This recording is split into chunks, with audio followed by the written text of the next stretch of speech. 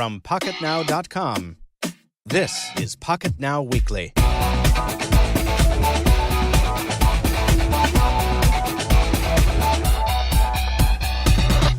Hello, and welcome to episode 005 of the Pocketnow Weekly, the once-a-week podcast from Pocketnow.com, where we discuss news and opinion from the world of mobile technology, smartphones, tablets, phablets, and everything in between. I'm your host, Michael Fisher, contributing editor at Pocketnow. Brandon Miniman is off today, so I'm joined by our managing editor, Anton D. Nagy. How are you, sir? I'm great. Excellent. Good afternoon to you guys. I'm back to my normal schedule, coffee at 11 p.m. Coffee at 11 at night. I'm going to print that on a T-shirt for you. And this week, we have a very special guest for today's podcast, Joe Levi, the Android guy. Joe, welcome to the show. I'm glad to finally be here and not just be the sacrificial live tweeter. You are the best live tweeter of any podcast. I mean, it's just so great. Every time, for listeners who do not follow us on Twitter, every time we do a podcast, Joe Levi is always there to listen to it the day it comes out. And we get about, what is it, about 50 or 60 tweets, Joe, within the span of about an hour and a half of Joe just picking out the most ridiculous, out-of-context quotes from our show. Well, see, that's the best thing. In context, everything makes sense. But out of context, it's just hilarious. Out of context, we're talking about honey on piles of excrement, as I recall. Yeah. Best line ever. Before we get started and get into the stuff here, I just have a little state of the podcast update while we're talking about the show itself. Listeners, we're still working on expanding the podcast to as many different distro channels as possible. We've heard you on your requests for support for Stitcher and TuneIn. I've got requests submitted to both of those apps or companies or whatever you want to call them. We're working on that. But in the meantime, we're still on the site. And thanks to Joe, actually, we have a handy HTML5 player embedded in every post. We are on YouTube as well, on iTunes and Zune. And we announce new shows via Twitter, via Facebook, via Google+. So there's plenty of ways to grab the show while we continue to work out distribution. Yeah, you have officially no reason not to listen. Exactly. So Google is no longer supporting their Listen app, I guess. So that's weird. But we're still on... What's the story on that, Tony? We're still on their... We still have the RSS feed. Yeah, it's live. And if you have another podcast application, a third-party podcast application, you can just subscribe to our RSS feed and you can listen just as with Google Play. So it's no biggie. Good. All right. Well, that's good because I saw that news story go up and I was like, well, crap, we just got on there. And we are finally, there was a request by one or two users that we do timestamps, which would be really, really handy. Basically, if you're not familiar, you just click on a timestamp and you jump to a particular portion of the show, so that I think in the words of one commenter, iOS fans don't have to listen to an hour's worth of Android news or something like that. And I was like, well, come on, we have fun doing Android news. Absolutely. That's why Joe's here today. Exactly. It's not the easiest job. We kind of have to work that out, but we'll work out a way to make that happen. That's a pretty simple thing to get done. Before we hop into the show proper, any listeners who are not familiar with Joe himself, he is. There aren't many, by the way. Joe was specifically requested. He is so far, I think, from the comments I've read, the most requested presence on the podcast. So it's good to finally have him here. He's our Android guy on the site. In fact, he hosts a recurring program on Pocketnow called the Android Guy Weekly, which is full of a ton of useful content. I was just watching. Was today's episode, Joe? Was it today or yesterday's episode? The early adopter curse. Oh, they all run together. I think that was today. I think it was today. I can't tell the days apart anymore. What day of the week is it today? I don't even know. That was is it today. Tuesday? It's garbage day, so it must be Tuesday. Well, it's full. It's a great show. If you guys have not watched it, you should definitely tune into the Android Guy Weekly. I use it as a starting point. I've used it a couple times for the NFC articles, and I enjoyed the early adopter curse today because it spoke to a matter close to my heart. But we're honored to have you, Joe, as our first guest on the podcast. Briefly, if you wouldn't mind, just tell us how you became not Pocketnow's Android guy, but maybe that too. But how did you become an Android guy? How did you become a fanboy, for lack of a better term, of the platform? Well, long story made very, very short. I was a Newton guy in the beginning, and went from there when Steve Jobs cut them off over to Windows Mobile, more because the company was supporting that. And I was Windows Mobile for many, many iterations. I even had the president of Casio Corporation send flowers to my wife when she was pregnant and went downtown Salt Lake to pick up a Cassiopeia when they screwed up an order. Really? Yeah. Fun story there. We'll cover that a different time. But after that, I could see the writing on the wall when iOS came out and the iPhone was ridiculously popular and really more intuitive than anything anyone had ever seen before. Mm-hmm. And I was still a little bit upset with Steve Jobs. So I decided to jump over to Android. Started out with the T-Mobile G1 and had it for about 10 minutes and flashed Jesus Freak on it. That was back before CyanogenMod. And I've just been there ever since. Wow. At what point in its development was the G1 when you picked it up? Like, how late to the game did you come in? I was about 6 to 8 months in after the initial release of the G1, which might sound like a lot in the whole scheme of things. You know, technology moves really fast. But remember that the G1 was not released into markets where T-Mobile didn't have 3G established. So it was very, very difficult to come by. Eventually, they changed that policy. So I was able to pick one up at my local Walmart. It cost me $100. On a contract. Way back certainly. in the day. Yeah, I actually went from a non-contract to a contract plan just so I could put it into the budget, and I since have gone back to non-contract. I understand. I did that with the pre, so I get it. With the what did you have? Edge only in your market at that time? Edge when I was lucky. GPRS. Whoa. GPRS was my standby. Wow. Well, there you have it, listeners. Joe Levi's Android roots go all the way back to the G1. That's awesome. My first Android device was an Evo, the original Evo, so it was years into it before I finally succumbed to the Android impulse. It's great to talk to somebody who's been there from the start. From the very beginning. Yes. Speaking of software, Tony, I understand you got a rather significant firmware upgrade recently of the automotive variety. You want to talk about that a little? Yeah, I just want to mention it. Most probably many of our audience, guys listening and girls too, know about this. When you have a car, and especially a car which is made 2 or 3 years ago, a recent car, they are operated by a computer, and that computer behaves based on a software which is on a chip. And lo and behold, there are software updates. And there are new firmwares. So the interesting thing is that we all knew about this, but I never thought of it in the context in which I'm flashing my phones, but I can flash my car.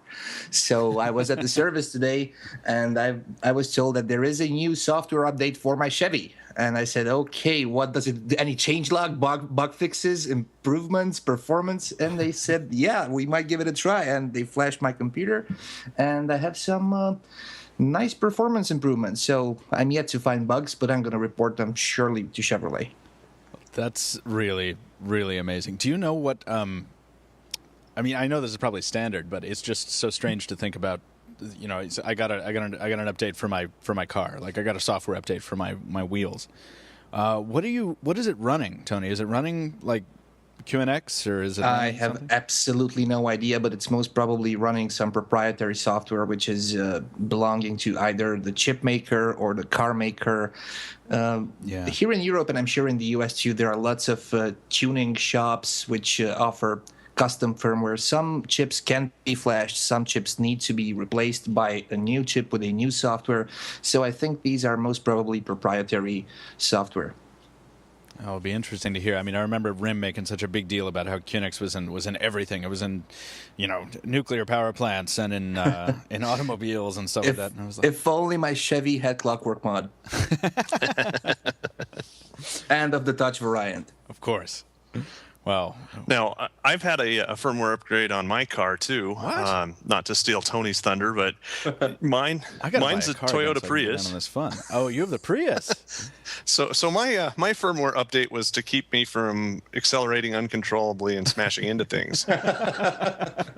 And so far it's worked. It has never had that problem. So Good. Yeah, listeners, right about 20 minutes before we started recording, Joe asked us to send him our positive thoughts so that he did not crash into anything on the drive to his recording site. And I was not aware, Joe, that was because your car may be running out of date software. No, I'm updated. I'm good to go. All right, good. Michael, if I were you, I'd be afraid. I'm driving to Berlin and I'm picking you up at the airport, so you're going to experience firsthand this new software. I am mildly terrified, and also I would like to. And now I feel like after that Berlin trip, if I survive it, I should go pay Joe a visit and see what it's like to ride in his Prius, and maybe compare and contrast the experiences. And then make a special edition podcast. Right? Yeah. No, I think that's guaranteed. Brandon will want to do a video. We should do that.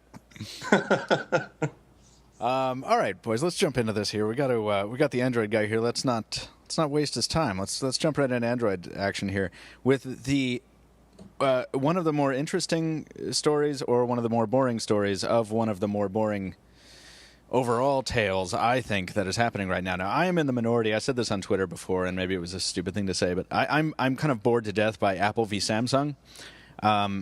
Largely because of stories like the one that came out earlier today, where it's like Apple's accusing Samsung of copying icon designs, or this was yesterday rather.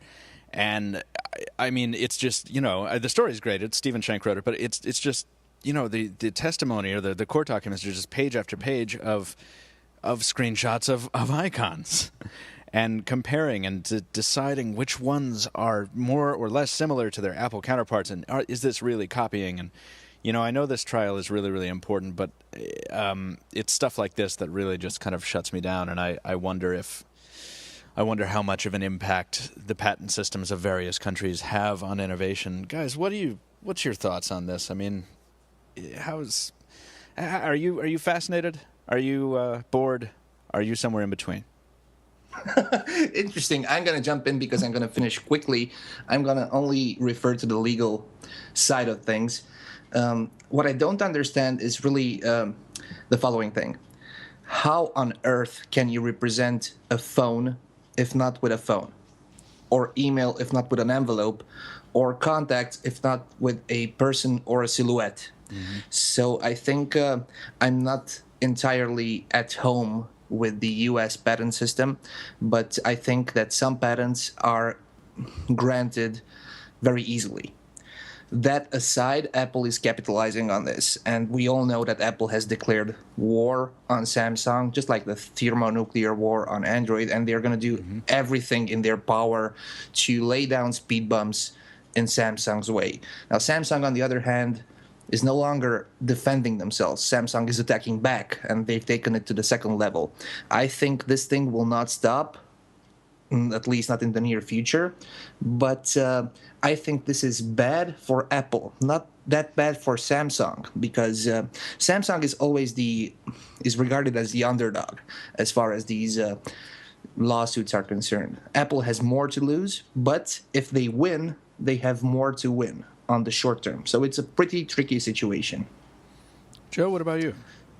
I have to agree. When you're looking at a notepad, whether that's a legal pad sitting on your desk or whether that's an icon sitting on your phone or your tablet, it looks pretty much the same. It's representative of something that does the same thing. So I really wonder why Apple didn't pull in the legal pad manufacturers for violating their trademark, because I've got that and it's on my desk right now and I'm scribbling notes on it and it's ridiculous. You might be subpoenaed soon. Yeah, watch out. This is going on the internet, isn't it? Yeah. All over it. But there comes a point where you just have to say we've gone to every extent that we can to make these little pictures of things as self-explanatory, as international as possible, and really the icon speaks to what it is in the real world, and the real world was around long before the icon. The judge should look at this and just throw it out. One other side note, Tony, you mentioned how can you represent a phone without a picture of a phone? Yeah. Stop for just a minute and let's think, how old are most people who use cell phones these days? Mm-hmm. Have they even seen a handset like that? Do they even know what that is? Or are they used to these little bricks that we carry around in our pockets. Good point. That is a really good point. I read a story, or I read an editorial, maybe it was from us, about that very thing somewhat recently, and it's like, yeah, that telephone receiver that's on every dialer button almost ever is, it's got to be just this abstract construct to a lot of kids these days, right? I mean, exactly. Yeah, I mean, they've never held this like Bakelite, 4-pound receiver with a coiled cord in their hands. As a matter of fact, I would like to hear. I would just like to say it right now because we get some listener mail, but I want to get some more. If you are, if you're a young listener, please write in and let us know if you've like never encountered an analog phone receiver and at some point in your life wondered what that was on the phone button and somebody had to tell you. Let us know. Hey, pulse dialing before Pulse tone dialing. Oh, yeah. Yes, rotary dial. Big rotary dials. That's what I would do.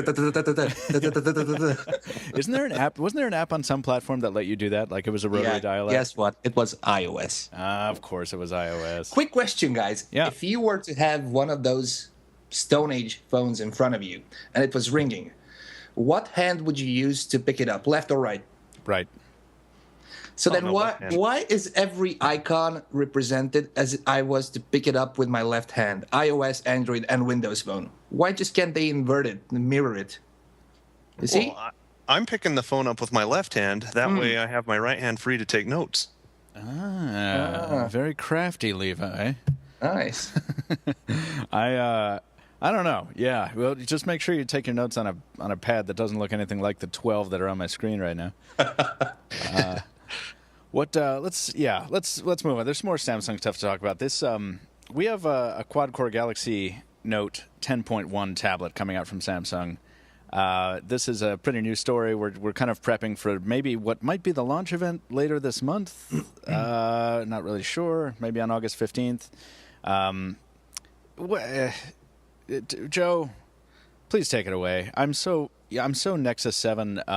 I'm still kind of in the honeymoon phase with that tablet that I'm just so bored by this. Now, don't get me wrong, please. I think this could be a really cool device. It's just that I can't find a way to phrase it right now that'll be anything but a spec list. So what do you think about this, Joe? Well, first and foremost, it's getting headlines because it's quad core. And what we learned from the Galaxy S3 is quad core really doesn't matter in practical use. And the high-end 1X gaming, too. sure. Exactly. What really, really helps is more RAM. Now, this tablet is reportedly going to have 2 gig of RAM, so that should be good. It'll be interesting to see if we get any kind of a performance increase by having quad core with the extra RAM, or if it's just essentially the same thing. Do we know what kind of processor is going to be in that? Is it Probably an Exynos. Probably an Exynos, right? Yeah. Samsung combined. That's the Galaxy S3. It's not called out in the story, but yeah, I would agree with Tony. That's probably going to be an Exynos in there. You know, guys, what's lame? And I'm going to be the black sheep again. It's lame regardless if Samsung is doing it or somebody else, but in this current case, we're looking at Samsung. It is lame to announce and to show off the Samsung Galaxy Note 10.1 in February at the MWC, and in August to still not have it on the shelves, but to have announcements regarding specifications which are changing. Now that is lame. That is lame. I agree. What do you think is the source of that delay? Do you think it was a tactical maneuver, or was No, it I think they jumped in. They were quick because there were absolutely no tablets from Samsung at MWC. We had the Galaxy Tab 10.1 last year, but of course there was the 7.7, which is lame too. And I think they kind of jumped the gun a little bit. They wanted to be out there together with the Acer and the Asus and the Pad phone, and they wanted to show something off that Samsung is continuing to do tablets, and they bring this S Pen to the tablet because it's a bigger screen. It's normal for you to use it on a bigger screen than on your phablet. But I think they realized that by the time this will get out, it will become stale specs-wise. So they said, let's just cancel this or postpone it, put in some more specifications, raw horsepower, and delay it a little bit, which is good, but come on, guys, 6 months, that's too much. Yeah, and actually you bring up an interesting point from a branding perspective. That's kind of one of the only things I find interesting about this device so far, because I don't know a lot about it, because none of us do. But I find it I had a hands-on with it. You did? I had a hands-on in February in Barcelona. That's right, in Barcelona. That's right. Yeah, but it was with the initial specifications, Right. which Yeah, was that's what I mean. In the new device, yeah. we don't have. Yeah. The new one, no. No, but I think the branding is the most interesting part about it, because here's what Samsung has come out and they've been like, here's the Galaxy Note. Boom, this is a phablet. This is a whole new category, blah. And then the Note, like, for better or worse, picks up a whole lot of press, and people know what the Galaxy Note is because Samsung has been just pushing it down people's throats with advertising. And so that Galaxy Note brand is pretty strong. And then they just kind of append it to a tablet they were probably going to build anyway. Where they're like, here's the Galaxy Note 10.1. And so, yeah, their brand message sort of goes out the window where it's like, is it a phone? Is it a tablet? It's Galaxy Note. Whereas this one is like, no, it's a tablet, and it's also Galaxy Note. But I find that interesting. Like, and you know what? It works on me, too. Because I sit here and I kind of soul search for a second, and I'm like, yeah, I'm more likely to buy this device because it has the Galaxy Note branding. Not because I like styluses, not because I really care about the initial Note too much, but because the Galaxy Note branding I find superior to the Galaxy Tab branding. Just in my head, it's just, because the Galaxy Tabs have never been terribly impressive. So, I don't know. Am I alone in that? Am I weird? Mm-hmm. Ah, thanks. You're absolutely weird. Thank you. I'm reminded of the early days of Apple, and going back to my Newton roots again. Apple came out with their laptop computer, and they called it a notebook because it was analogous to a notebook that you would tote around with you. When Newton came out, it was a message pad. It was essentially a flip notepad. So they had some very strong branding around the sizes of screens. Saturday Night Live picked up on it, and they did a Chris Farley skit with the Apple Post-it, which was Newton powered, and you wrote on it and converted your handwriting to text. And when you were done with that note, you just threw it away. But I think that you're right with the concept that you need to brand something based on the size if you're going to go that route, and then stick with it and come up with another brand for something in a different size. Some of us out here are confused. Is 10.1 the size of the screen, or is that the version of the device? Because, man, that means they're like 7 ahead of the iPad. Right. Well, then it must be better. 7.1 ahead. Well, it'll be interesting to see. I think that if August 15th is indeed the launch, or the announcement date on that, or the official unveiling, or whatever you want to call it, well, there's some kind of event happening in New York City on that date, and as it looks right now, it looks like we're going to be there to cover it, and it might be me. I don't know. By the way, yeah, Samsung, if everything goes according to plan and according to our speculation, will have 2 Notes on display in Berlin: the Note 2 and the Note 10.1. How about that? Well, that'll be a nice little duo. We'll have Samsung TouchWiz Nature UX on 2 size screens. Question. Yeah. Will these be the only 2 new devices at Samsung, or will they be something else? Maybe a Windows Phone, maybe a Windows Phone 8, an early announcement, something, a sneak peek? That would be awesome. I would love that, because we talked about that last week, right? About the rumored Samsung Windows Phone devices. Mm-hmm. Yeah, that would be. I don't know. Selfishly, I'm hoping for that because I would be much more interested. Not that I'm not interested in the Note 2. I'm interested in the Note 2 as well. But I'd like to see some more from Samsung. But I want to keep moving here because Android is still has a little bit of news here. I have this sad thing. HTC not doing well financially. I don't know much about finances. We've established this on previous podcasts. But HTC has really taken a beating in the marketplace as a result of some lower than projected earnings. I think is the core of that. And we had our own Jaime Rivera posted a really interesting editorial called "HTC is sinking. They need more than just innovation." And he kind of drew some parallels there between HTC and Nokia and Palm to a degree. So I'm interested to see. Like, I read this editorial about a half hour ago, and I'm fascinated by it because I don't perceive HTC as being in quite as hot water as some of the other beleaguered companies in the landscape. But what do you guys think? Do you think HTC is in serious trouble, or is this just something that'll blow over once as the One and its follow-on products to get traction? It's a stage. I think it's a stage, and it will pass. And yeah, we don't know about numbers, but I can tell you this much. Stocks, usually when it comes to huge companies like these, tend to react to even the smallest rumor, the smallest number which is officially published by the company, and they are very sensitive. Now, if you look at HTC's lineup for this year, the one lineup, the S, the V, and the other one, slipping my mind right now. Yeah, I can never remember the other one either. Yeah, it's a good lineup. The phones are good. The problem HTC has is called Samsung. And this is their main problem because Samsung has managed not only to become the number one Android OEM, but it's doing it with great success. The number one handset vendor in the world, let alone Android. Yeah, I agree with that. I can go into a discussion about Samsung versus Apple because Apple only has like 3 or 4 devices at any time on the market, and Samsung has a truckload. So let's not get into that. But comparing Samsung to HTC, they have managed to turn the situation in their favor. And well, the HTC One X was their flagship in Barcelona, but in the backstage, people were just talking, why is Samsung missing MWC? Where is the Galaxy S3? I mean, they built up that anticipation, and yeah, hardcore fans bought the HTC One X, which is a good phone except for its camera. And I'm gonna say this until I drop. I like that camera. But I think that HTC is now in a lowest position, and they will start climbing real fast because I'm expecting some follow-ups to the One X at IFA with faster processor, still Tegra-free, software updates, Jelly Bean if possible, and they will get back on track. I was hoping to see some more rumors on HTC's presence coming up at IFA, but I only saw because kind of this one iteration of the V in the news feed, and I was like, well, that's really boring. I hope we see more. We still have 2 weeks. I know. Yeah, that's true. I just want more leaks. But Joe, what do you think? Do you think the problem is also Samsung?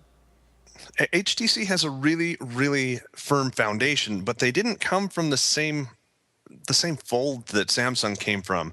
If you look back in HTC's history, even back before Android, you had HTC making devices for various OEMs, which was kind of unusual.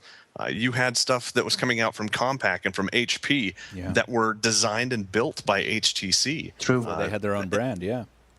Exactly.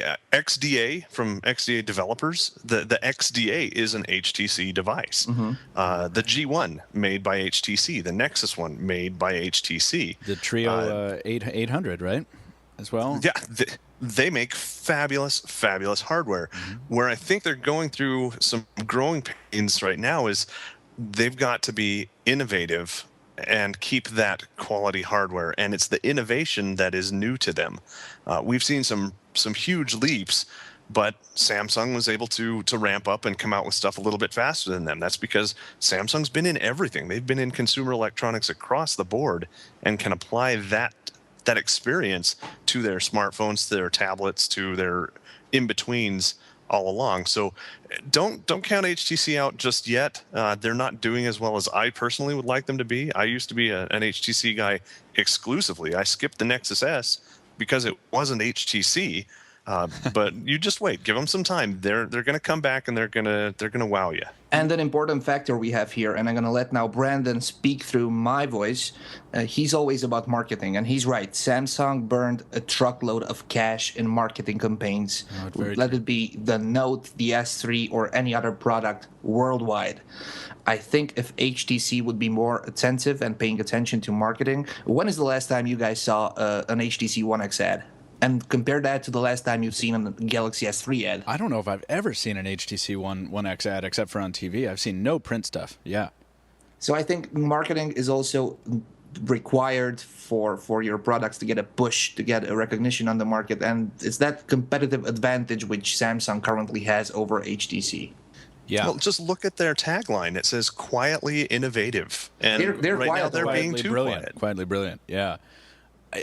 I agree. No, it is founded in marketing, and I really hope it's interesting that HTC's big problem is Samsung, because Samsung really did come in and just suck all the air out of the room after the after the One series landed, but most notably the One X.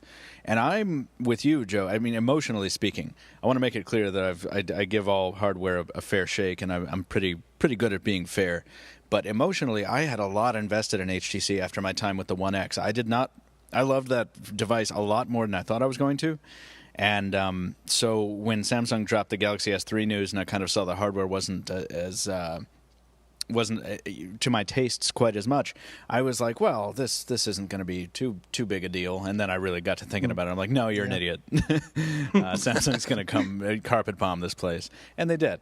And so I agree with you guys. It'll be really nice to see where HTC goes from here, and I hope they continue the trend of innovation they started at the beginning of this year with the One series. And I know they've learned their lesson, and from 2011 making just 12 different iterations of the same boring concept over and over again. I know they've said as much that they're not going to do that. Believe it or not, aside from the users needing HTC to succeed, Samsung is also needing HTC to succeed because they are driving competition, and nobody wants Samsung or HTC, for that matter, to become sloppy. So I think they need to be one step ahead of each other, depending on what time of the year you look at the market. Agreed. Yeah, they'll leapfrog. Absolutely. Yeah. Moving ahead, I just published a piece yesterday called "A Week Without a Keyboard."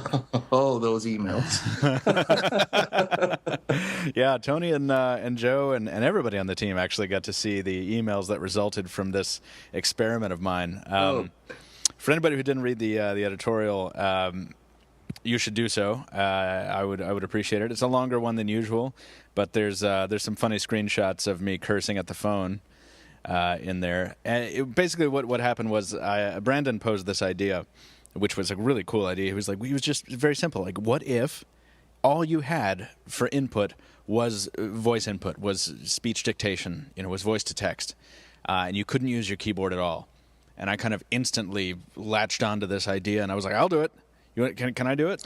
And so I did it. I did it for about 6 days. I wanted to do it for a full week, and I frankly just could not last. I had learned everything I thought I might learn by day 6.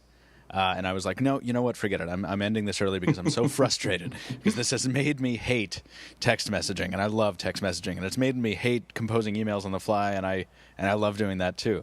It made me hate everything about the phone, which was a profound surprise to me because I have had before then I had nothing but great things to say about Michael, Google's did you limit yourself to Android only or other platforms? Yeah. So only Android? I was just getting into that. Like, I was only Android. As a matter of fact, we have that on the headline here because I wanted to try all the platforms. And then I was like, no, you know what? I don't use an iPhone as my daily driver. So if I wanted to try this, I would have to carry my iPad around everywhere. And I didn't want to do that. So there may be future installments of this experiment with different platforms. I would like that. So I guess my question, in order to kind of translate this to you guys, like, what has your experience been with voice dictation on your daily drivers? Because before this experiment, mine was so great. When I used Google, I keep wanting to call it Google Voice, Google's speech-to-text engine, because it doesn't have a name, right, Joe? It has no name, the Google's voice stuff, Speech. Right? It's just speech. Speech. They need to name that thing Majel. Are you with me on that, Joe, specifically? I have to agree with homage to the late Roddenberrys. Yes, the first lady of Star Trek. Yes, absolutely would be wonderful. But maybe the Roddenberry estate made a stink. I don't know. At any rate, I loved Google's voice tools before this experiment. When I used them in a manner not intended, I did not like them anymore, and that shouldn't be a surprise, but it was. Joe, how do you feel about it? Well, were you using ice cream sandwich or were you using Jelly Bean? I was using both. I was using my Nexus 7 and my Galaxy S3, so I was using both of them intermittently, and I didn't notice too big a difference between them, to be honest with you. Now, the biggest difference that I've noticed, accuracy is about the same, which really is impressive. The way things used to work on Ice Cream Sandwich, essentially your Android would record your voice and it would stream it up to Google servers, and then you would have the entire weight of the Google Cloud behind you to recognize your voice and send back the translation. Mm-hmm. Now on Jelly Bean, they've been able to compress that and do that on the device, which is just tremendously impressive. The main thing that I noticed in using Ice Cream Sandwich versus Jelly Bean was there were times when I would speak whatever I wanted, and all of that was gone when, oh, sorry, we couldn't get a reliable network connection. Try again. And now I had to talk it all over again. Yep. So now with it being offline in Jelly Bean, it works great. Now I don't use it for all of my input, but especially for voice commands, to use a term from Windows Mobile, use it all the time. Send a quick text message. Absolutely. I will tell my Android I want to send a text message to Michael Fisher. I'm going to be home as soon as I can, so you can start the podcast on time. And great. And one key press later, and it sends it, and it's almost perfect. But that's me. Yeah, no, and everybody's voice is different. Well, that's me too. When I'm using it, when I'm not using it 24 hours a day, or when I'm not using it for all my input every day, I should say. What about you, Tony? Well, I'm not a native speaker, and everybody who has ears and who listens to this podcast immediately recognizes that I have a European accent. Some might say it's Russian, regardless.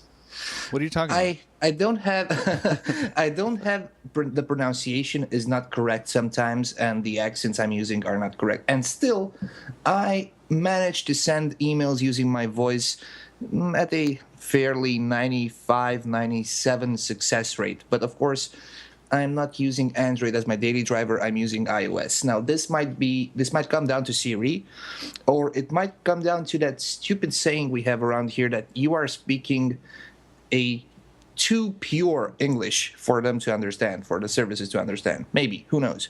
You think you're being overly, your diction is overly good? You sometimes. I'm striving to pronounce every word right, even though they don't come out right. But somehow the system seems to understand.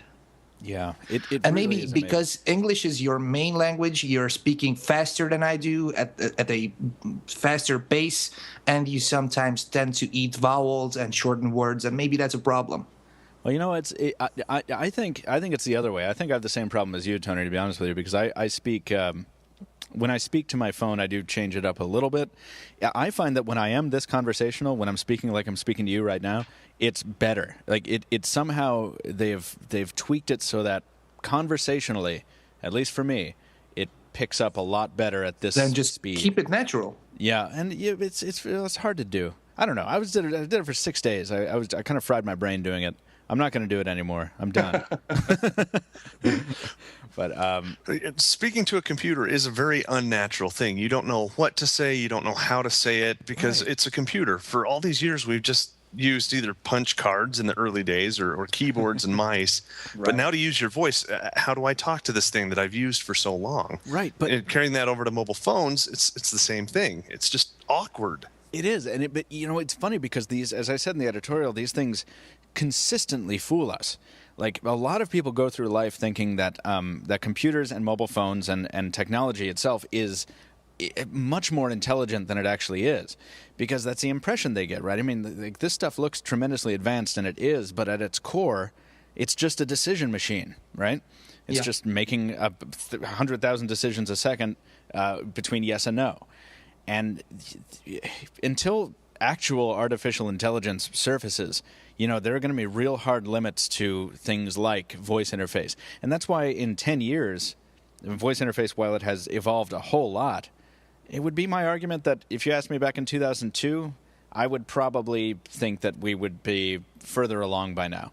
That's creepy. I don't want a phone which would look like the PureView with a huge bump at its back and inside there a small piece of brain inside of a fishbowl. That driving my phone is just super, super spooky.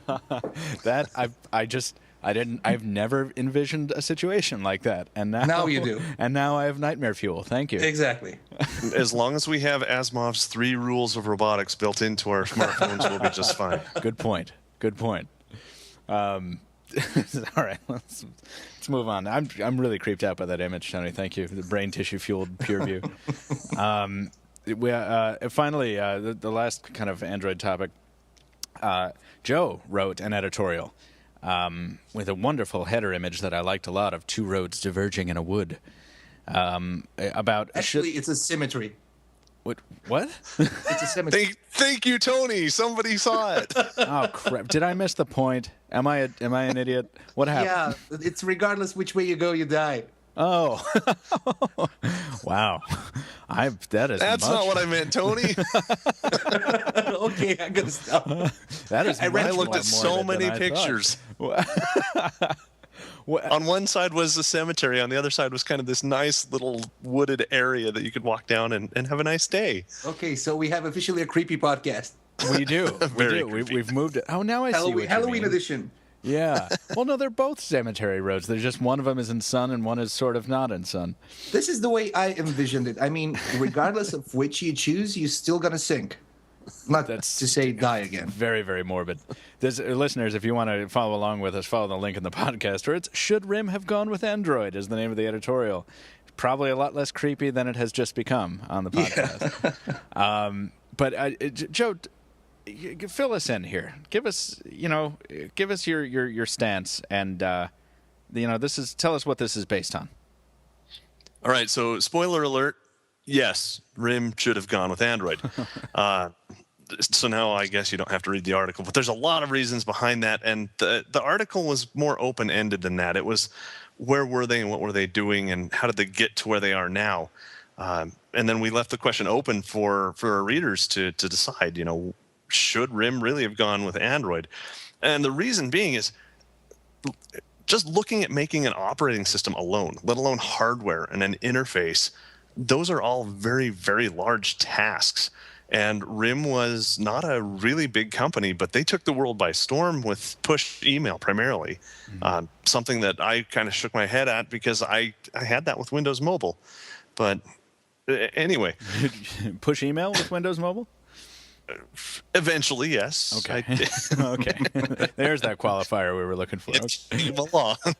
But, I could get email every 5 minutes, every 10 minutes, whenever it went to check.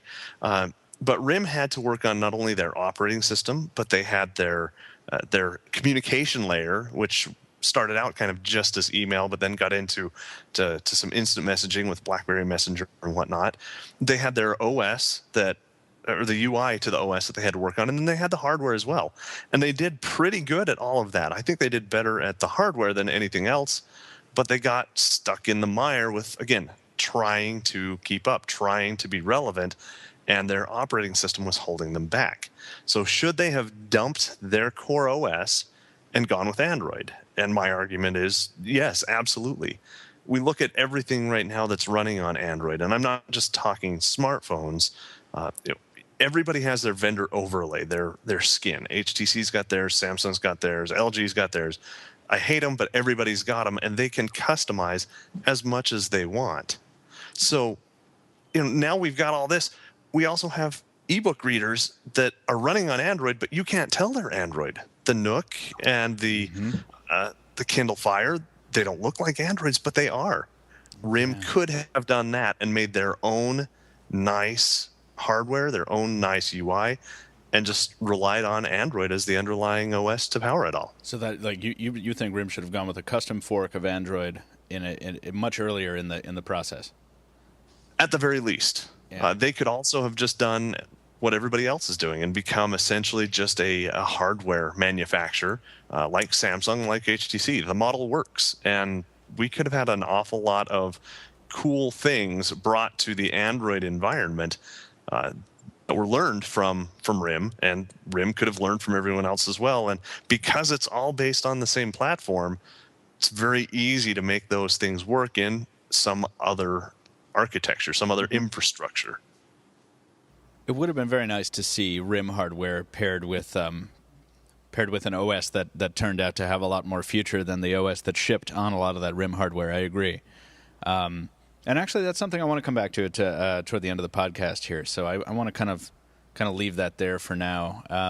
RIM doesn't get a lot of exposure on Pocketnow, and I think once it becomes in the news it does, but I think once it becomes a lot more relevant or a lot less relevant, suddenly, it'll, I would really like to kind of delve into the story of RIM a little bit more, and I really hope they last.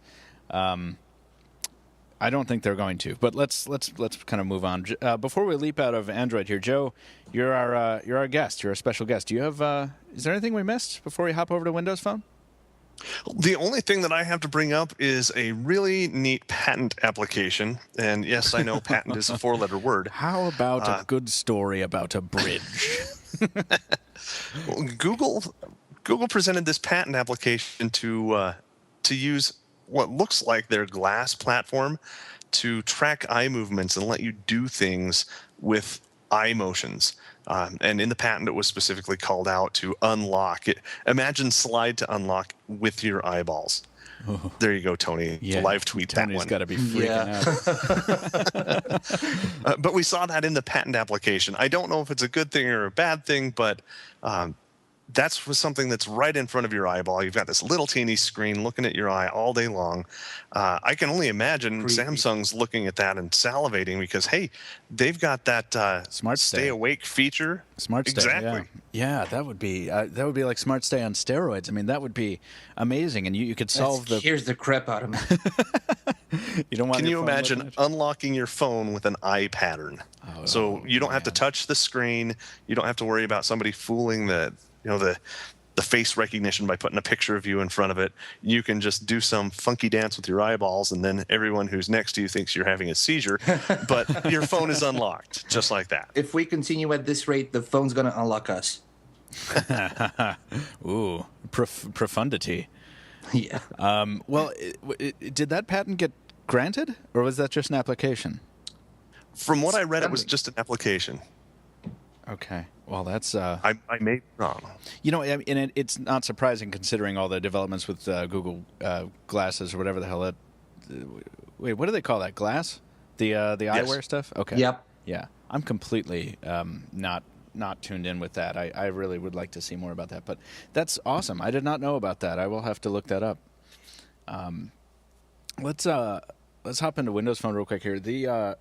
We have 2 news articles out of Nokia, which always makes me happy because we kind of always talk about Nokia hardware on the podcast, and we don't need to do it for too long this time around.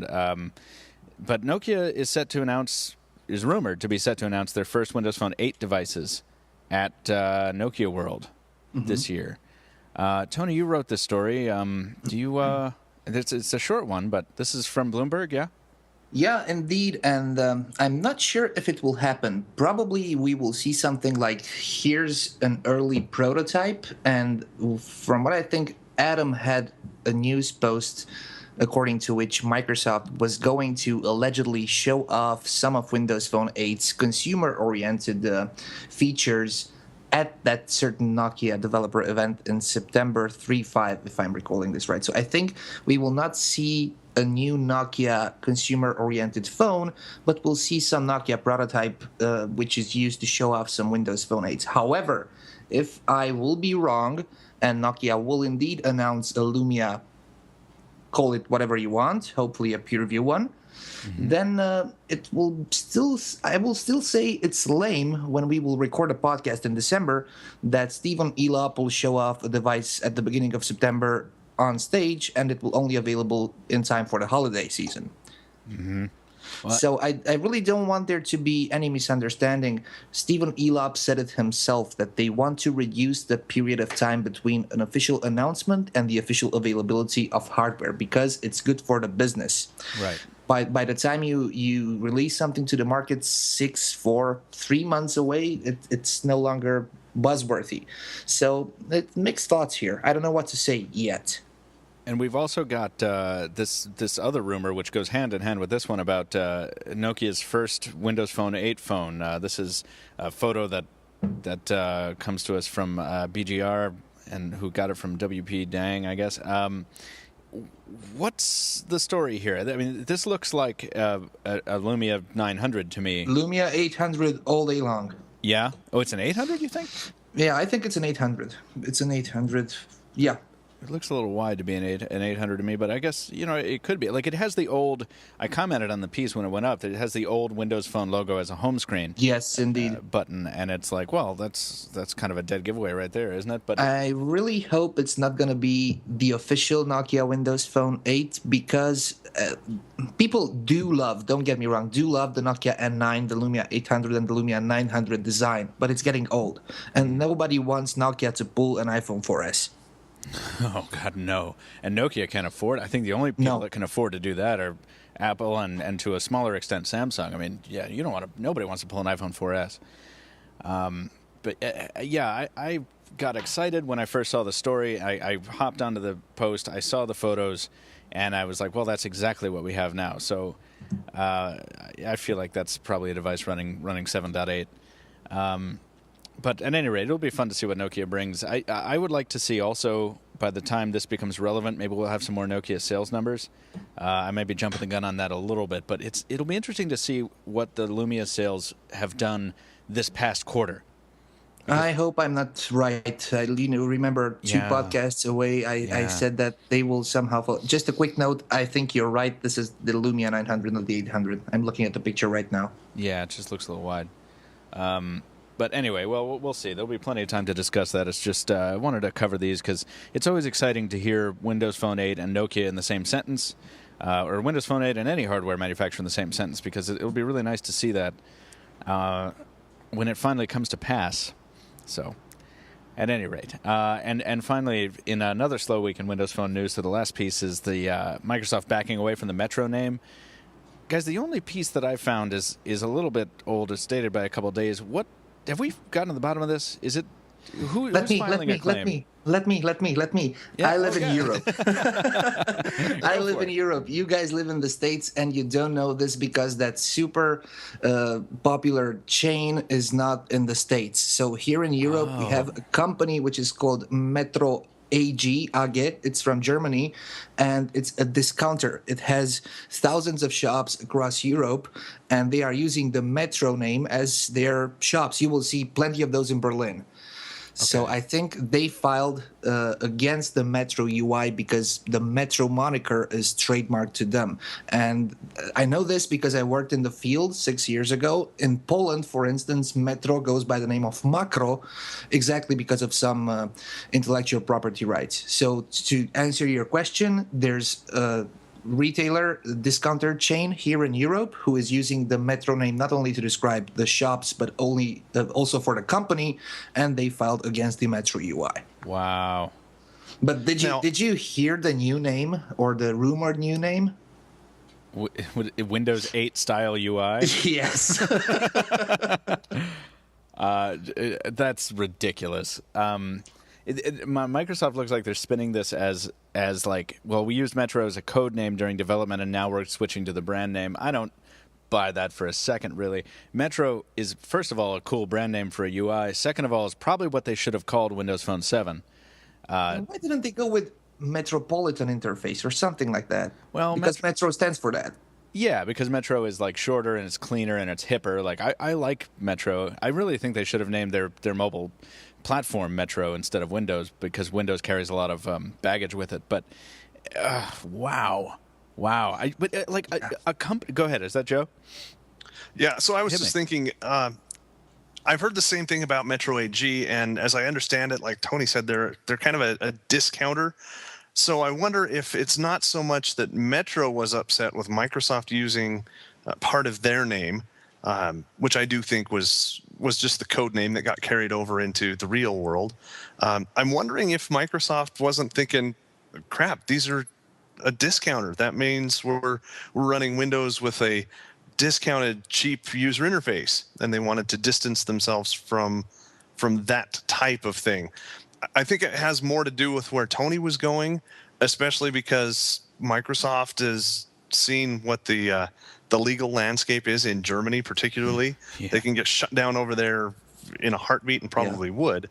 Right. But I don't know if Microsoft might just have done that. I still wonder why they didn't call it Tiles or Live Tiles, because that's what they are.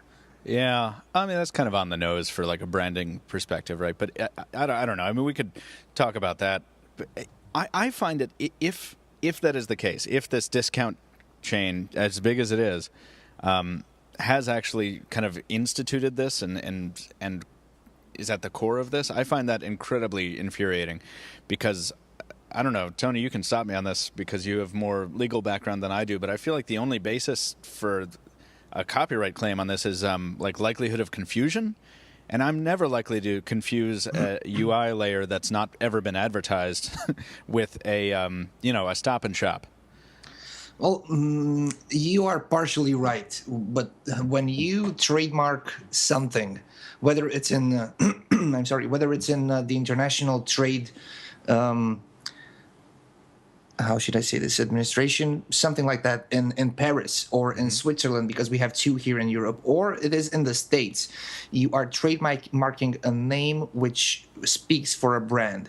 But that name, that arrangement of letters is what is trademarked, not the product which is behind that. So it's the word metro, which is trademarked.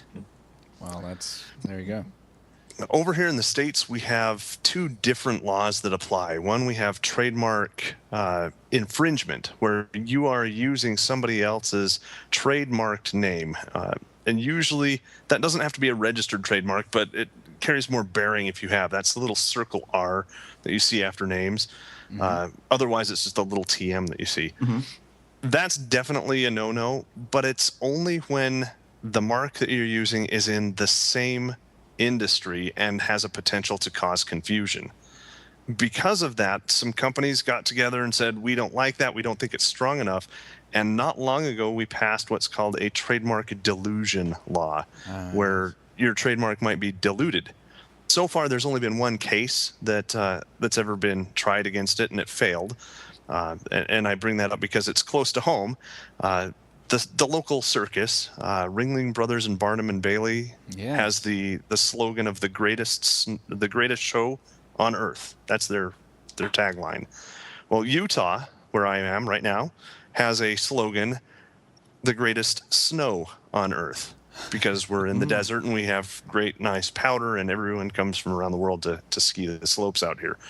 Well, they sued the state to try and get rid of it under the trademark dilution, because that could cause confusion because it's show versus snow. And the judge looked at that and said, no, this isn't going to cause confusion at all. So it's the only case that's ever been tried against that law, to the best of my knowledge, and they didn't win it anyway. Wow. So in the States, Metro versus Metro AG wouldn't have any ground. I think Microsoft is just being nice to their friends in Germany. Yeah. I think my favorite part of all this is that before I came to Pocketnow, I spent 4 years doing books on tape for law students as a voiceover guy. And you guys have completely schooled me. Thank you. You're bringing back memories, though, all this trademark dilution stuff and, likelihood of confusion. And yeah. I'm asleep. Okay, iOS. But thank you seriously for your insight. That is interesting stuff. Next time I want to talk about the Transformer, the Hasbro Transformer stuff. That's all. Yeah, interesting. Yeah. Anyway, iOS. It's basically all but confirmed that this new iPhone is going to have this taller display that we've been seeing, right? So we've got this news story that's an iOS simulator. I guess it's the emulator, is it? Revealing UI changes for a new, taller iPhone 5 display. Is anybody surprised by this? I mean, like we're all kind of sold on this new design leak, right? Unless we're all getting the wool pulled over our eyes. Well, I still think that what we've seen, the leaks, the pictures, the so-called devices captured on camera, are far from the real deal. I will eat my words live here on the podcast if I turn out to be wrong, but the widescreen is slowly but surely becoming a reality, and there's really no other way of pulling this off for Apple but to increase only the height resolution. So going from 960 to 11, how much is it? 1136. Because all iOS has the most applications in the App Store. So the iTunes wins hands down, even though Android is close. Now imagine all of the developers having a need or being required to recode their applications in order to support a new resolution just a couple of months after the Retina display came out. And that was also a big speed bump because initially some of the applications were just blowing and inflating up graphics and text, and they were blurry. I think that this is the best solution Apple could come up with because all of those applications will work. The horizontal resolution remains the same, and I touched on this on the last podcast. Even if there will be some black strips at the top or the bottom or both for the first week or two, I think it will serve as a stable basis from which they could start building and adding to the code. I agree. And not rebuilding. Yeah, no, I think you're right. And I may have mentioned this on the last podcast, I don't remember, but the Droid Incredible 4G LTE, which I reviewed recently, has a sort of a similar display shape as this kind of hypothesized one. And that device felt great in my hand. A tall, narrow device, I think, will probably resonate with a fair amount of people. So it'll be sort of interesting to see how this takes hold if it does. But I agree. We're not going to see too much slowdown on development there. But you know what I'm doing right now? What? I'm holding my iPhone 4S in my right hand, and I'm reaching with my thumb all the way to the top left corner, and I can easily tap that. It's so great. Now, if it becomes taller, and we'll have not a 3.5-inch diagonal screen, but a 4.0, 4.1, I will not be able to do that, and Apple will kill one-handed usability. But I mean, I don't think they have a choice right now. I just finished a piece today about whether the new iPhone Mini is going to be here, and it's already here. Like the iPhone 4. Beautiful piece, by the way. Thank you. I mean, the iPhone 4 is the iPhone Mini. Apple can no longer stick around at this 3.5-inch display resolution. Display size, and they need to grow, and they're going to grow. And I agree. And of course, but they're going to kill one-handed usability. I hate that. They don't have a choice. There needs to be another revolution in form factor design that brings that back, and it's something. Why don't they just kill the home button? What, kill the home button? Oh yeah, I agree. I wrote a piece on that like months ago. I think that the home button should go. When the Galaxy S3 launched with it, I was livid. That's not a home button. That's an action button. That's what it looks like. That's what it should do.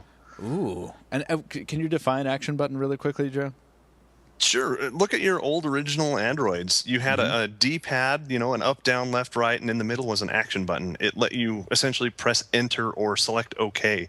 Yes. Look back to Windows Mobile. You had the same thing. You push down on that D-pad, and that was OK. That's what that button is. That's what that button should do. It shouldn't take you back home on Samsung or on Apple. That should be whatever the default action of this page is, that's the button that executes it. That's an interesting perspective. Have you written a piece on that yet? I covered it somewhat in depth with my Galaxy S3 Verizon edition Verizon review. Yeah, I think that justifies having a nice little rant over on Pocketnow. Doesn't it? That button should just do what the page is supposed to do. Make it so. Make it so. Well, it's there are no buttons on the iPad Mini, from what we can see. And with that incredibly smooth segue, I will ask you guys briefly, very briefly, because this is not a new thing at all. What do you think about this? There's always every week there's a new iPad 7 rumor, and there's going to be one until it's either confirmed or completely shot down officially by Apple. So we're kind of used to these rumors, but the interesting part about the most recent rumor is that the iPad 7 back case, if it is a real one, Tony, this is the leak that's not a fake, right? That we don't think is a fake? We don't think, but we cannot confirm it. We can't confirm it, but it doesn't have a camera hole from what we can see. So there may not be a camera on the iPad Mini if an iPad Mini exists. We have all sorts of opinion on our site about whether that is a good or a bad thing. We've talked about it a lot on the podcast. So that's not the interesting part. The interesting part is this information. What is it? An email, Tony. Take it away. What happened here with Steve Jobs? Well, there was a case, the Samsung versus Apple case, and if I recall well, Mr. Eddie Q was showed an email, and long story short, the email chain which was presented in the trial made references to Steve Jobs in the end not being that much against of a 7-inch form factor, which really rattled my world, because everything I've heard about Steve Jobs and I've read and I've seen him talk and think just implied the opposite. He was determined and he was convinced that the only real form factor for a tablet is the 9.7 inch, or let's round it up to 10 inch form factor, 4:3 aspect ratio. And there were also legends built on this that Steve Jobs will never allow Apple to go with an iPad mini. And this was also one of my reasons on previous podcasts of thinking that this might not be true. Now, hearing this in an official court presented as evidence that, let me just try to see the quote here. I've got that if you want me to read please. Q said, having used a Samsung Galaxy Tab, I tend to agree with many of the comments below. I believe there will be a 7-inch market, and we should do one. I expressed this to Steve several times since Thanksgiving, and he seemed very receptive the last time. There you go. Yeah. So that's it. I'm shocked. I'm still shocked. I mean, I'm also happy because this way we will finally see somebody putting up some real competition for the Nexus 7. Aside from all the other Android tablets, which will come out with Jelly Bean in a 7-inch form factor.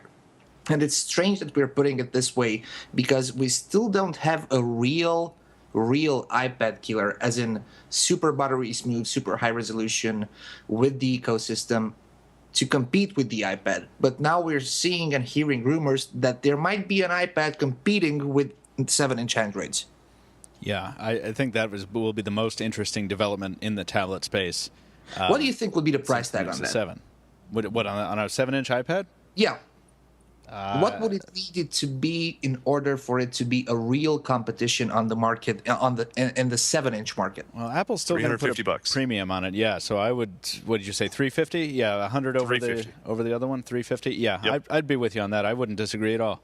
I think that's exactly what Apple would do. They'd put a $100 premium on it. They justify it by saying, yeah, well, it's an Apple product. It's going to do the job better, and look how many more apps we have, and look, it's aluminum, and whatever it is, and blah, blah, blah. What if it's plastic? What if it's plastic, no rear camera, super cheap components, $250 just like the Nexus 7? I think another company would do that. I don't think Apple would. And if they did, people would buy it, but I don't think people would be happy with it. Well, the initial iPhone had a plastic backing. No, the initial iPhone had an aluminum one. It was the 3G. Or the second one. Yeah, the 3G. Right.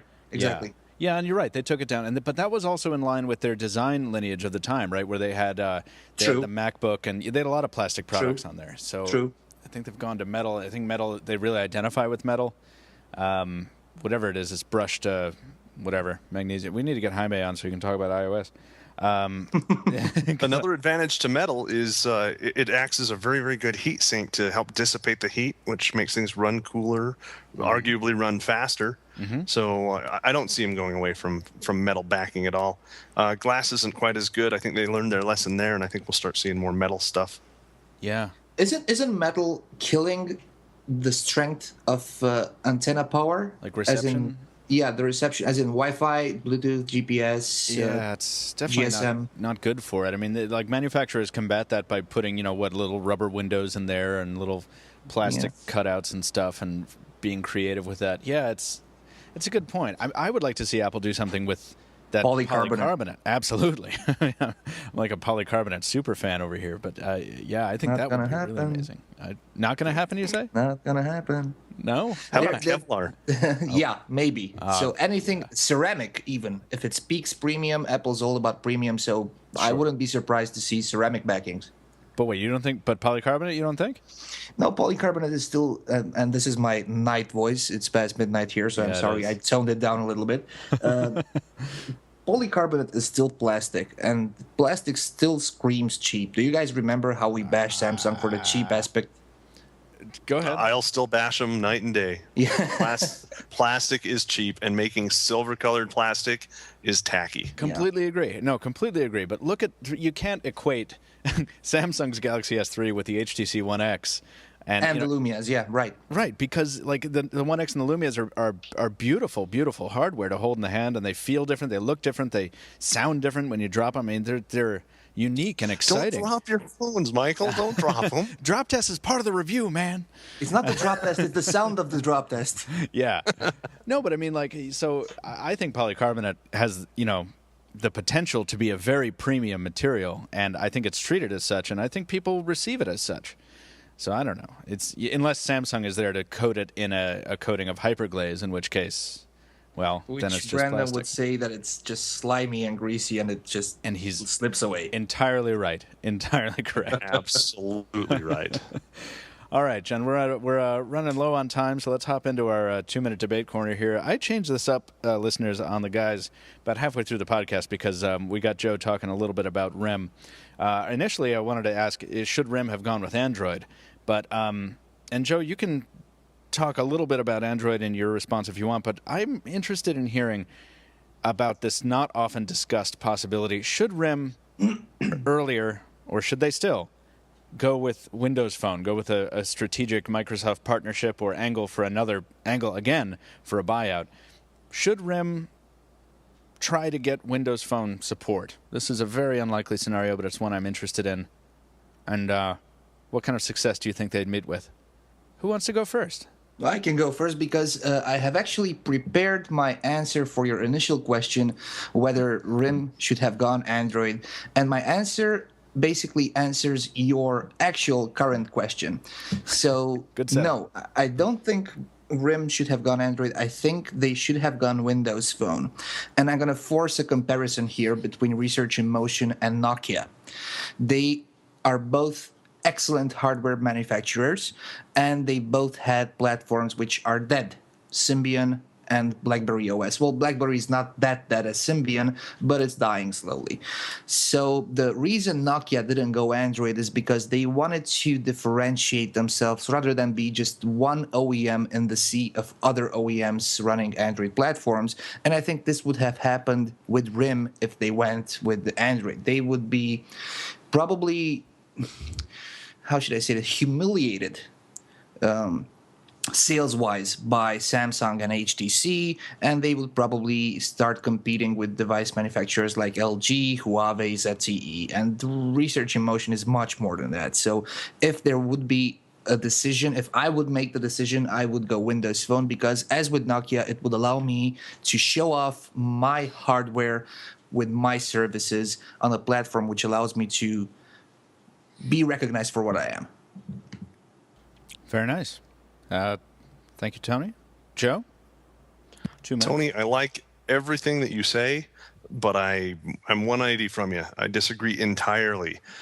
Nokia is known for hardware. They've always made good hardware. I've owned Nokia stuff, and I loved it. And I really didn't know or even care about the OS because it was Nokia.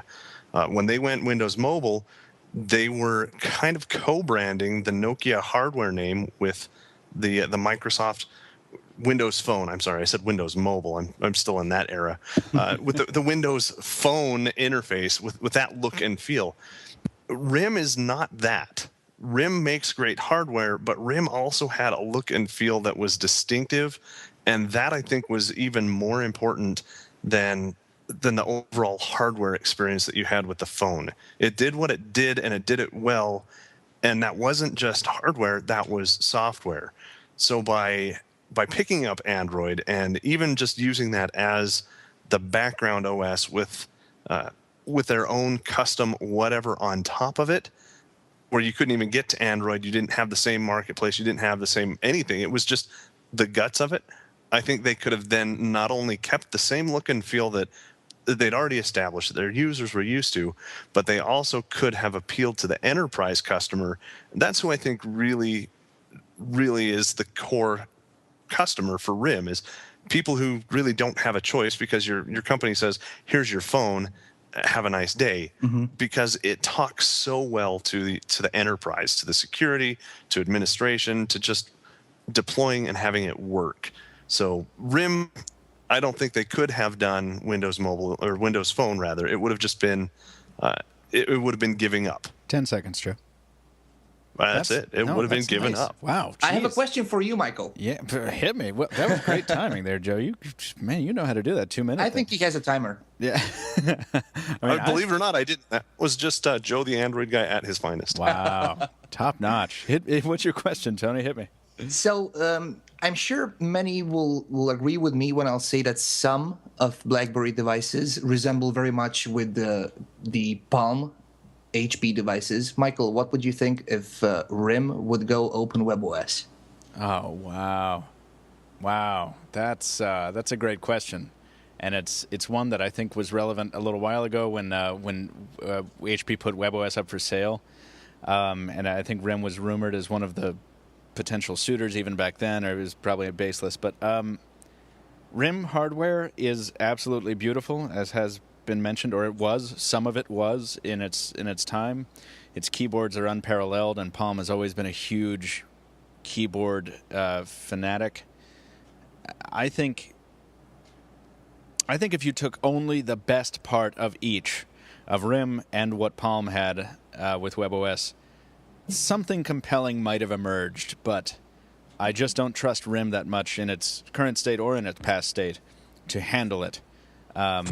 Anything, of course, would have been better than HP, but would I have liked to have seen devices like that? Yes. I don't think RIM would have built them. I think they would have stripped WebOS for parts and made it, fail even harder than it did. But if RIM adopted Open WebOS, I would love to see that, and I would buy 5 such devices. Of course, that answer is based on the fact that currently there's no guarantee that any official hardware, will be released running Open WebOS. But no, really, that's a very good question, Tony, and I maybe we'll see that. I hope. Who knows? I think that'll make a viable third option for us. Mm-hmm. God, I think it would be beautiful. Yeah. That'd be Well, let's just hope. fourth option. A fourth. Let's just hope they won't go, I don't know, BADA or something like that. Yeah. Well, let's just hope they stick around. Cool. Well, there was a miscellaneous piece which we're going to skip this week. We have one piece of listener mail before we wrap it up, and I really love listener mail. So listeners, actually we all do. Please stick around till the end of the podcast so you can listen to how to send that in. This comes to us from McKinley, aka Ubi 2447. Who, if I recall well, is also not only a reader but also an avid commenter on our website. I believe so as well. Mm-hmm. I'm going to refer to you as McKinley Ubi because it's just easier in the podcast. But it's really great to hear from you, and he's got a great question. So I just watched. He says, so I just watched number 004. Noticed I added the zeros, and I wanted to offer a question to you in regard to the Motorola Razr HD. The biscuit phone. Yeah, the biscuit postage stamp phone. My question is, do you think that even with the formidable release of the S3, the Galaxy S3, Moto has done a disservice to the device by giving it a release date of even a month from now? I ask this because I feel that it's been somewhat of a standard to see their top-tier devices with 720p displays, specifically dual-core S4 processors, 1 gig of RAM, etc., with not much variation on that model. So I think the question here is do we think What's the question? do we think that Motorola is doing the device a disservice by holding it? Like, I mean, should they push it out the door right now? Is how I'm reading this. Do you guys read it the same way? Well, yeah, from what I understood, and I think this has been answered in this podcast and my previous rants, that it's lame, regardless of who's doing it, to announce something today and to push it on the market 3 or 4 months away, or even 2 months away. So I think whenever you are ready to show something off to the world, better be ready to have it in less than 30 days on the shelves. I'm not talking carriers here, because even though it could be possible, discussing it with carriers beforehand is possible. But as far as global versions are concerned, there are no carrier tie-ups. So just have it ready to be on the market 1 month from the announcement, and that should be a decent amount of time. What do you think, Joe? You think Motorola should hold this or release it unfinished? I'll take a little bit of a different stance. We just went through the whole Nexus Q I don't want to call that a debacle, but it was interesting, wasn't it? We heard about a device, and they released it a month from now, from when they released it, and people have got it, and it's not what they wanted. It looked cool. We had a lot of buzz about it, but it wasn't what they wanted. So by Motorola announcing this and kind of getting it out there, I think they're gauging their, essentially their market share, their interest. They're seeing if it's really a viable product, if they really should do it before they go and push it out on everybody, because nobody wants something that's pushed out and half baked or won't compete. True. So Yeah. I think they're doing a service to everybody, and the end users who really want it are going to get a better device because of it. But this begs a question, if I may. Yeah. Joe, let's say you are an excellent cook, chef. Would you put in front of me on the table a half-baked meal? I mean, and to put it in a specific context, why show something off if it's not finished, if it's not ready for prime time? Other than just to gauge interest and see if it's what your customers want, that's the only viable reason. Well, I see your point. I agree with it entirely, but I still think that the analogy with food may not be entirely true, because people can change on a dime and release hardware with different specs right away. It's getting the right specs. That's what's more important. Not to mention, I think the analogy is that, like, if there's food being advertised to you, like you're promised food at one table in your dining room, and whoever's cooking is like, yeah, just a few more minutes. Look, here's a picture of what I'm making you. That's fine. But what if right out the window there's a fast food restaurant whose chimney is just like blowing smoke right through your kitchen, and it's like, God, that smells amazing, because that's what the market is. It's not just standalone manufacturers. It's everyone else is being like, hey, I mean, yeah, you could buy what they've got right now, but look what we've got coming in 4 months. Maybe you hold off for a second. Well, I think it's consumer psychology. I want to keep this short because I know we're short on time, but I personally, as far as I'm concerned, it always backfires on me. I love the Nokia 808 PureView. I held it in my hands in Barcelona in February. Can you believe it that only now it gets on the shelves here in Europe? I mean, come on. I'm no longer interested in that phone because meanwhile we have the Galaxy S3, we have some new products which will come up, and you know what? Whatever you showed me 4 months ago, I'm no longer interested, even if you put a quad-core processor in. Yeah, hypothetical, fictitious, Tony, that may be true for, but I mean, you're in love with that PureView, even though you had to wait 6 months for it. So, I feel like Nokia, it worked. Like, they seduced you, and they were like, look what's going to be ready. Look what's coming down the pipe. And you're like, whatever, I'm tired of waiting. And then it comes to your door, and you're like, yeah, this is the phone I want. Not everybody had the opportunity to hold it in their hands in Barcelona. Oh, so if I was to only judge it by the ads and by the specs, I would have probably said, nah, you know what, keep it. True, that's a good point. So can we agree that there's a line there between companies wanting to get out their information, say, here it is, this is what's coming, and being able to get that in our hands versus having just too much time pass, and then it becomes more frustrating or irrelevant? I can only say this, and this is one of the reasons I respect Apple. Apple's keywords at every keynote are, quote, available today. Yep. And I've said everything. Yep. No, it's very true. And we've actually stumbled into the second half of McKinley's question. Do you feel like this is he's just not sure that cool looks, a large 2,500 milliamp hour battery and a high megapixel camera are enough to keep me from waiting the few more months for Google's new Nexi or one of those new super devices. I like the word Nexi, by the way. We keep getting whispers about.